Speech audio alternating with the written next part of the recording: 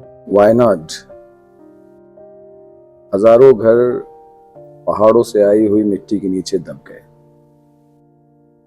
अब तक के आंकड़ों के अनुसार लगभग 400 लोगों मिट्टी के नीचे से 400 लाशें निकाली जा चुकी हैं। इसके अलावा हजारों लोग भी उस मिट्टी के नीचे दबे हुए होंगे। न जाने कितने परिवारों के लिए एक चैलेंज सामने आके खड़ा हो गया है उनकी जिंदगी को दोबारा शुरू करने का। मुझे उम्मीद है कि हमारी सरकारें उनकी पूरी सहायता करेंगी और आसपास का समाज भी उनका जो भी बन सकेगा वो सहयोग करेगा।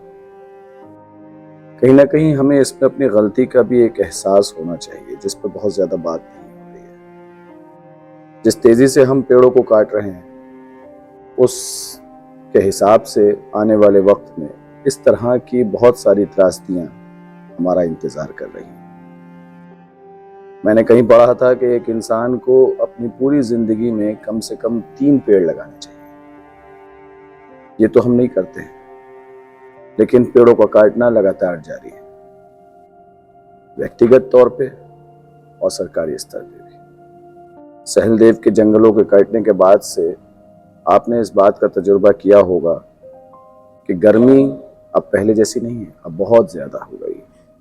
बरसात अब पहले जैसी नहीं है, अब बहुत ज्यादा हो गई है। और अब ये खबरें भूस्खलन की, ये भी अब आम हो जाएंगी आने वाले दिनों में। अगर आप इनसे बचना चाहते हैं तो अपने आसपास जितना भी हो सके पेड़ों को लगाइए। और सरकारों को चाहिए कि वो मार्स लेवल पर पेड़ों को लगाने का एक लक्ष्य अपना एक एम बनाए और संसद में और राज्यसभा में सब जगह इस पर एक चर्चा होना चाहिए। इसके लिए बिल लेके आए जाने चाहिए। इस पर बहुत काम करने की जरूरत है। हम सबको, सिर्फ सरकारों की जिम्मेदारी नहीं है, यह हमारी भी उतनी ही जिम्मेदारी है। हम अपने आसपास को थोड़ा हरा भरा बनाने की कोशिश करें जितना भी हो सकता है। शहरों में ये काम थोड़ा मुश्किल है शायद, लेकिन फिर भी इसका करना बहुत ज्यादा जरूरी है।